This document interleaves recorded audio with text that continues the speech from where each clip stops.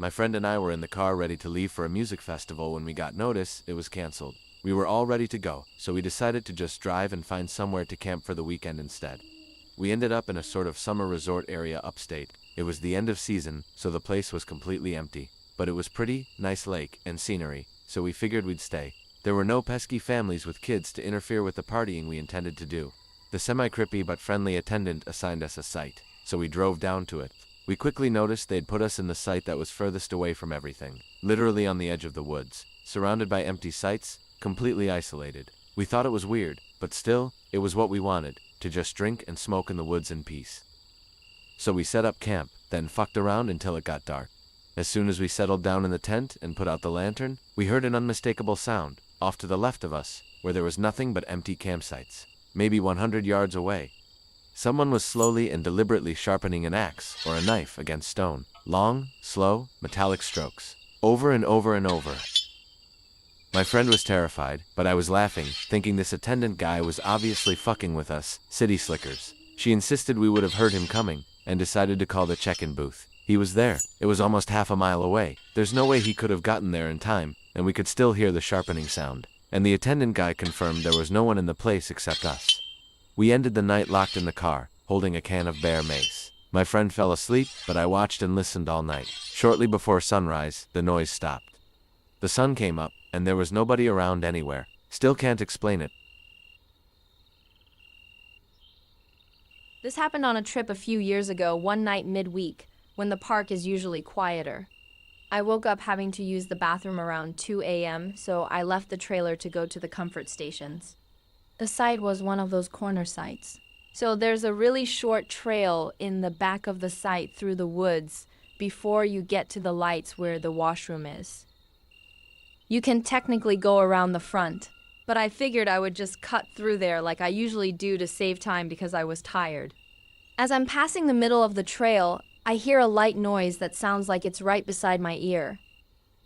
It sounded like giggling. So I picked up the pace a little bit and started looking for a raccoon or porcupine or something. They make weird noises, but I couldn't see anything or hear any twigs cracking, which I thought was weird. No sign of a person out there either. As soon as the last thought crossed my mind, I swear to this day that I heard something deeper in the woods and a female voice say, "Hello?" To say I jumped was an understatement. I sprinted full throttle to the lights, tripped on a log, and ripped my pant leg and shin. I made it to the bathrooms alive, feeling painful and kind of stupid. Once I was at the comfort station, I did my business, and talked myself out of it being anything unnatural like the good biologist that I am. I figured I must have just misheard a raccoon or something. I didn't really believe in the paranormal, so worst case it was an actual person. I didn't feel like getting jumped by some weirdo while I'm out at night by myself. So I made the decision to take the longer way back in the open road and skip the shortcut. As I passed by the entranceway for the woods, giving it a wide berth if we're being honest, again, I can only tell you what I heard. But I swear as clear as day, I heard a whisper that said, "Come back." I think that's the fastest I've ever run in my life. I'm a little embarrassed to say I don't do camp bathrooms at night by myself anymore. But I can't explain what happened. Luckily, my family got a new trailer the following season with an indoor bathroom, so it hasn't been an issue since.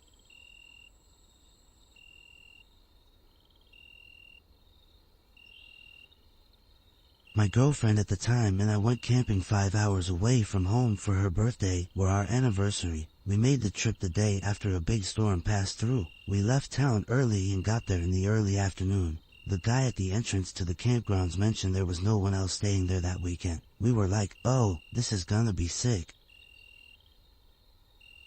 First, we drove down these long pathways to our designated area. As you got closer to it, the road narrowed, so basically, you had to back out to get out. We unloaded the car, got the tent set up, and decided to go walk around the woods. It was dead silent, but it was still bright out. So we just took in all the nature we could and walked a few miles away. We reached this point in the woods where there were some weird looking white cabins. They were very uniform, all built the exact same way. Like, I guess they were a part of the camping grounds, but they seemed way out of the way. and there was no sign of life. It felt eerie to be at, like we shouldn't be there. So we turned around and walked back. We took a breather in the tent, then tried to start a fire in the fire pit. Unfortunately, neither of us had ever been camping before and had no idea how to start a fire. We had bought some of those self-lighting logs from Walmart and some lighter fluid. But everything else around us was soaked to the bone from the rain that had passed through the day before. We knew we needed kindling of some sort, but any dry sticks or leaves was far and few between. Eventually, we got a small fire going and ate hot dogs and marshmallows and spent some time looking at the stars. Then we noticed just how dark it was out there. My girlfriend was easily spooked and was like, "Can we get into the tent now?" So we put the fire out and crawled into the tent. We were talking to each other, but I could tell she was tense. Suddenly, she put her hand over my mouth and was like, "Shh, do you hear that?" Before I could respond, we heard footsteps, light, heavy footsteps. It sounded like a group of people walking. I whispered to her, "It's probably just animals or something." Then we heard mumbling, light, no mumbling. We couldn't make out words, but it didn't sound like a sound an animal could make.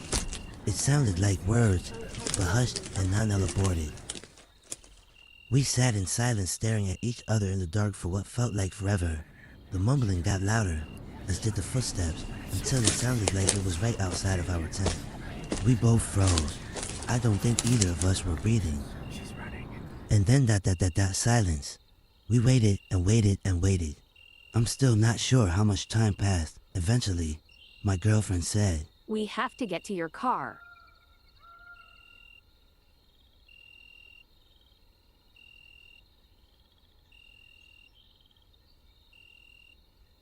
The adrenaline was pumping, so I peeked out of the tent into the darkness and told her to stay behind me.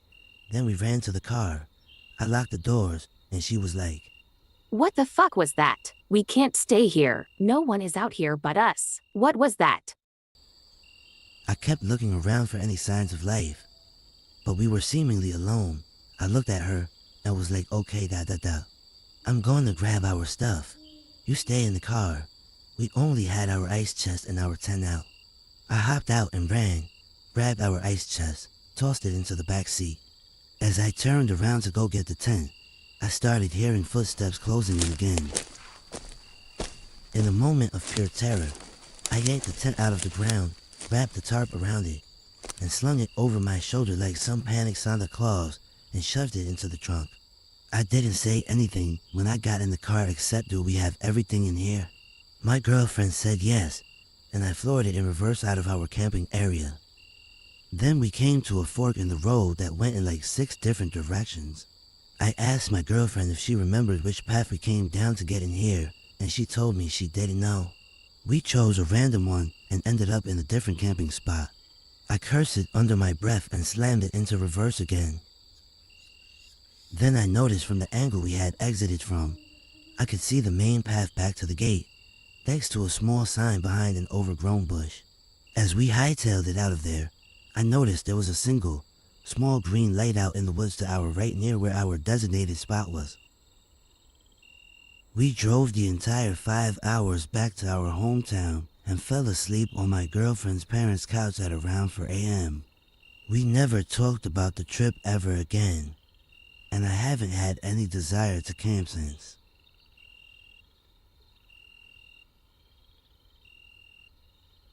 When I was in high school, my friends and I went out to a really remote spot in the mountains to camp. Just to get there, you needed a pretty serious off-roader. It was about 30 miles up, a super rough road. There were river crossings, huge boulders in the road, and tons of sandpits. This road took us all day, and all day we didn't see a single other person. No one passed us, we didn't see anyone camping, nothing.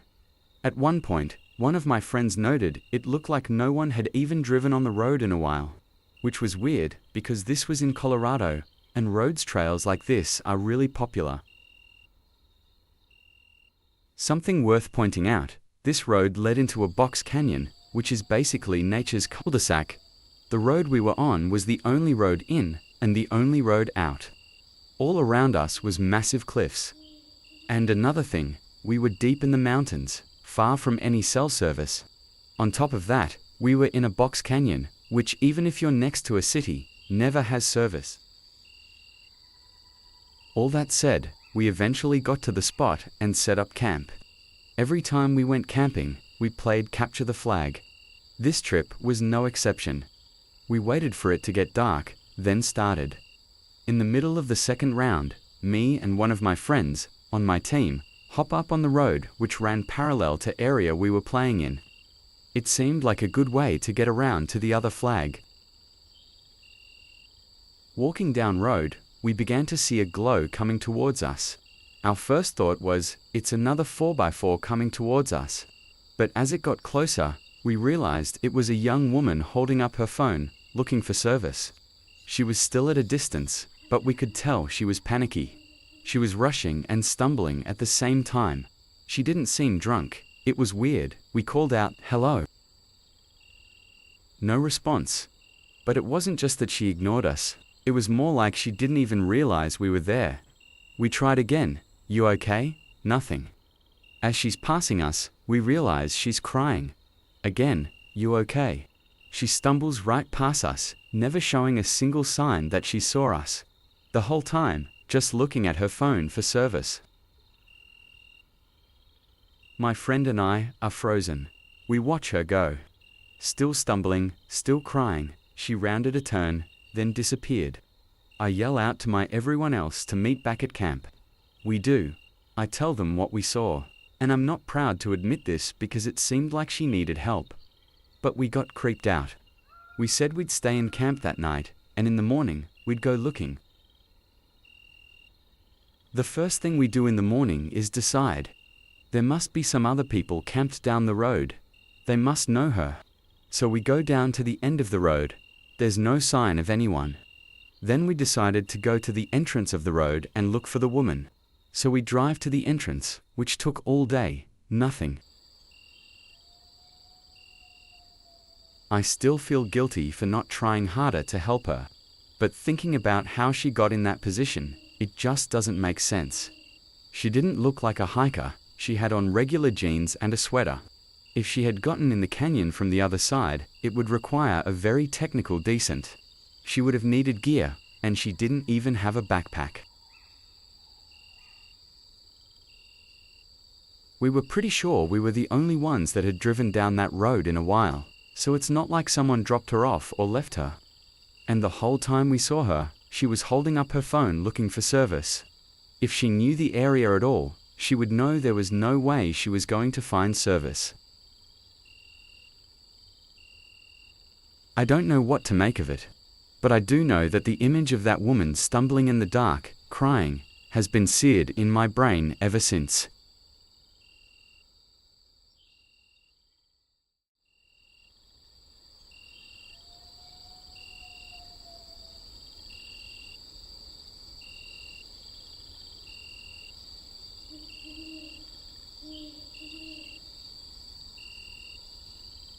I love the outdoors and am kind of a loner, so I have several stories from times I was out adventuring alone.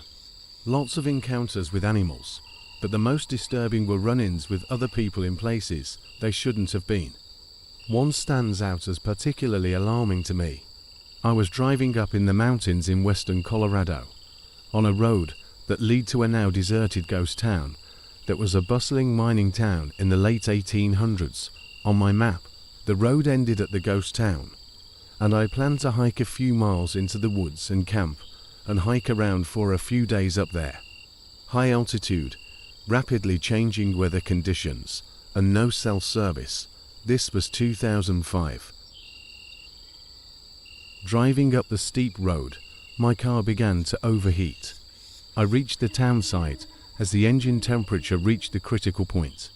I turned off the engine, popped the hood, and determined that, while the car was not totally disabled, it would have to cool down for several hours before I could drive anywhere. My new plan was to let it cool down completely and hope that I could drive back to the nearest town that night without overheating again. It was all downhill, so I could probably roll for most of it if need be. I spent the next few hours walking around the town site, which was mostly just a grassy field. There were the remains of a few log cabins and stone foundations, a few mine entrances, piles of tailings, and what was left of the town graveyard, but not much else. As the sun dropped below the horizon and night began to fall, I heard a car driving up the road. It pulled up next to my broken car, stopped, and shut off. I started walking toward it to see why another person would be driving up a dead-end road at nightfall, and perhaps ask if they had any tools or coolant I could bum from them. A guy got out of the car, a beat-up white Honda Civic. How he got it up that washboard mountain road, I'll never know. He was a few years older than me, grizzled looking with an unkempt beard, wearing tattered jeans and a dirty flannel shirt. He asked if I needed help, and I explained my situation. He was reserved, but not unfriendly, and told me that he was a miner from a small and probably illegal, unlicensed mine who had been injured on the job, and without health insurance had found himself homeless and living out of his car. He said he knew these woods, and the ground beneath them, like the back of his hand, and moved around from place to place setting up camp or sleeping in his car where he wouldn't be bothered. He said he knew of an abandoned mine site with an old, but intact, cabin about a mile from where we had parked, and he was heading there to squat for a few days before he moved on. He asked if I wanted to check it out with him, and I agreed. I got my pack from my car, which contained, along with the usual camping stuff, my .44 Magnum revolver. I usually keep it loaded when on adventures like this, but only have the 6 rounds in the cylinder with no spare ammo. I carry it for defense from animals, mostly, and holster it on my belt. When the guy saw it, his eyes went wide and he asked what I intended to do with the gun, and I explained it was just for self-defense from animals, nothing more. That seemed to satisfy him, and we explored the area around the car a bit. I stopped back at the car a few times to grab things I had forgotten, including a 6-pack of beer, and one of those times I decided to take my revolver off of my belt and put it in my pack. I knew I felt something off, and was on my guard the entire time around him. I even made a note describing him and recording his license plate number in a notebook in my pack in case I disappeared and someone needed to know what happened. These are the kinds of precautions I take when I want to undertake risky adventures. We hiked the short distance to the mine site, which was one old cabin, a dilapidated steel derrick above a vertical mine shaft, and a bunch of junk strewn about. After stashing my pack in the cabin, we walked over to the mine site. We climbed up on the derrick and sat on a small platform, and I shared my beers with him. He said this vertical mine shaft was about 700 feet deep, which he knew because the mine he had worked in had horizontal shafts that intersected this one, and we dropped our empty beer bottles down the shaft, listening for them to smash the bottom, but they just disappeared into the blackness. We had some other bum fun, like rolling old tires down the pile of mine tailings, before going back to the cabin to set up for the night. The inside of the cabin was full of trash, but there was a cast iron stove in decent shape, and we lit a fire for warmth. He shared his food with me, a tin of kippered herring and some crackers, and we set up beds on opposite sides of the small cabin. As we lay down to go to sleep, he asked me out of nowhere if I had brought my gun along. I felt a flash of uneasiness and told him that no, I had decided to leave the gun in the car when I went back to get the beer. In reality, I had most certainly brought it along, and had placed it under my pillow. We talked no more, and I fell asleep. I woke up in the middle of the night and, although it was nearly pitch black in the cabin, I could see that he was sitting up in his bed. I couldn't make out his face, or even where he was looking, but I lay still and watched him for what felt like an hour. He never moved, and I eventually fell back asleep. We were awoken in the morning by someone knocking on the cabin door. He and I both looked at each other, wide-eyed, sure we were about to be confronted by whoever had title to the old cabin. After waiting for several minutes, we crept to the windows of the cabin and looked out. No one was there. A bird of some kind had been pecking on the cabin walls, which sounded exactly like knocking. We packed up and went outside, and he asked me to help him look around the woods for some stuff he had hidden a while back and wanted to retrieve. I helped for a little while, but we didn't find it, and I was restless to try to get my car back down to the nearest town and start figuring out how to get home. We parted ways, and I hiked out of the woods to my car, which started right up, and I headed down the mountain. I got home late that night and started putting away my gear. I got to my revolver and, out of habit, opened the cylinder to unload it now that I was home. It was empty. I thought and thought about everything I had done since the last time I had checked the gun. I know it was loaded when I put it under my pillow. I never unloaded it, or even removed it from my pack, between the cabin and my house. I went through everything in my pack, every pocket and gear bag. I went outside and looked through my entire car. There was not a round to be found. In the middle of the night, while I slept, the homeless man had found my revolver under my pillow, unloaded it, and returned it to where I had put it without waking me. He had a loaded gun inches from my head, and I never even knew it. I have no idea what his intentions were. I like to think he was acting out of self-preservation, unsure if he could trust me, though, to murder him in the night. But then again, he could have unloaded it, so it would be useless if I needed it to defend myself from him. That was the closest I've ever come to being murdered in my sleep, and one of the scariest realizations of my life. I've since been much more careful to conceal my gun at all times. Epilogue: I actually ran into the homeless man again, years later, again in the woods, but about 100 miles away from the cabin we had shared. He recognized me, and I recognized him, but he acted very cagey and standoffish, so we talked for a few minutes and I continued on my way. He's probably still up there, if he hasn't died or been killed by the mountains. They can be very unforgiving.